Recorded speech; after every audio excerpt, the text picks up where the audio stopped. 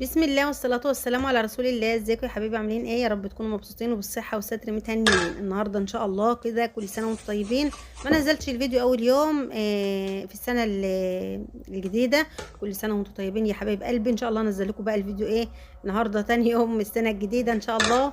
والله كنت تعبانة قوي امبارح، وفي نفس الوقت ناس بتحرم وناس بتحلل. خلاص خلينا تاني يوم وخلاص، وناكل ونتبسط براحتنا.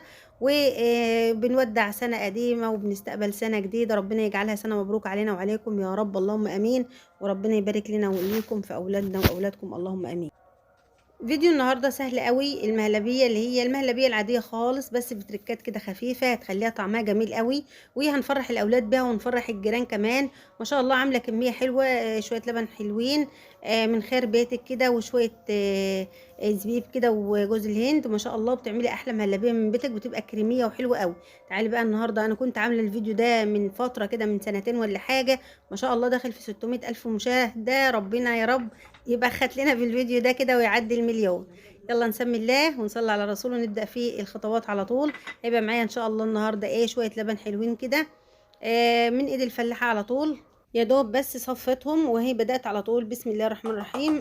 عندي هنا اللبن اهو زي ما انتم شايفين. هحط منه كمية معينة، يعني مثلا انا مثلا هستخدم 4 كيلو. حطي انت اللي انت عايزة تحطيه. هم اصلا دول ما شاء الله كلاتهم كده تقريبا 5 كيلو وحاجة بسيطة يعني. فانا هستخدم على قد ما استخدمه. انا اصلا ما بعملش معيار ولا مقدار خالص للحاجات ديت، بس انا هقول لكم معيار الكيلو برضو، علشان اللي عايزه تعمل في كيلو تعمل وتتوكل على الله. هنا حطيت كده النشا بتاعتي. والله يا جماعه بحط بظروفها ولا عد ولا اي حاجه، وبتطلع مية مية سبحان الله. الحاجات دي انا ما بعايرش فيها اصلا، بس الافضل ان انت تعايري بيها. هنحط على طول كده معايا بتاع 5 معالق كريم شانتيه اللي هو البودر. يعني هعملهم هدوبهم في شوية لبن زي ما دوبت النشا بالظبط، دوبتها في لبن برضو. وبعد ما حطيت اللبن كده على البوتاجاز يا دوبك دفي كده، يعني لسه حطاه اهوت. حطيت الكريم شانتيه معاه، وحطيت السكر. انا هنا حطيت تقريبا زي هما دول يعتبر مجان سكر يا جماعة. دول لان المج كبير، انا حاطه مج ونص بس المج قد 2. دول يعتبر مجان سكر. السكر ده تبع ما انتي تحبيه. هنا بعد اللبن ما بدأ يغلي على طول يا دوبك قام كده معايا في الغليان. حطيت بقى النشا بتاعتي اللي انا مدوباها في لبن حبة حبة كده، وبقلب بالمضرب على طول باستمرار، علشان ما تكتلش معايا ولا تخرز ولا تعمل اي حاجة، وتبقى كريمية كده وناعمة، وزي ما انتوا هتشوفوها في النهاية ان شاء الله تعجبكم قوي.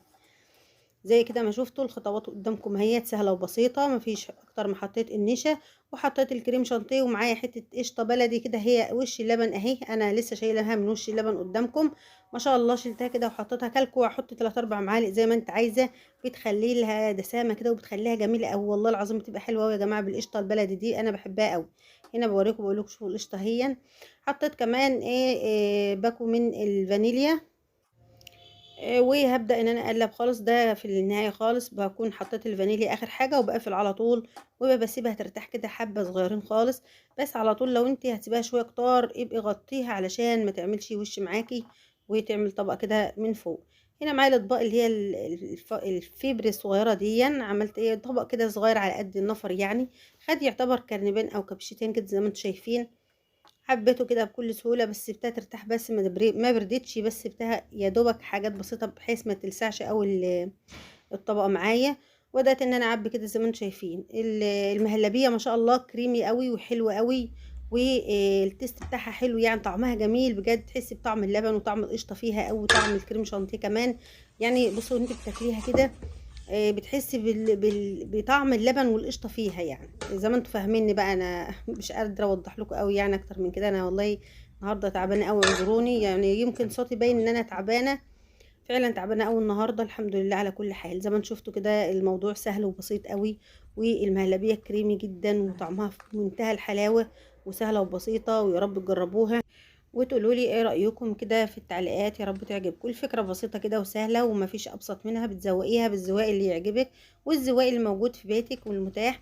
اي مكسرات بتحطيها. انا هنا زوقت بيه زبيب، جوز الهند. طبعا اي بواقي عندك، اي فستق بندق لوز عين جمل اي حاجة حطي. بس انا بحبها كده تكون يعني مش مكلفة قوي يعني، وفي نفس الوقت بتدي دسامة كده وحاجة حلوة كده في بوقك وانت بتاكليها.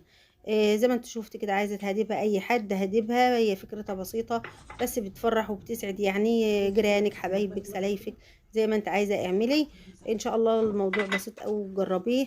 كنت عايزة أقول لِك كمان إن لو أنتِ هتجرّبي في كيلو دقيق، حُطّي لكيلو لبن كيلو حليب يعني، حُطّي للكيلو الحليب 4 معالق نشا، وحُطّي له بقى إيه السكر اللي أنتِ عايزاه. أنا ما باحبش على فكرة سكرها كتير، باحط لها نُص كوباية لكل كيلو، وأنتِ بقى براحتِك أنتِ. إن شاء الله الفيديو يعجبكم وتطبّقوه، ما تنسونيش بدعوات من قلبكم كده، واشوفكم في فيديو جديد، مع ألف سلامة.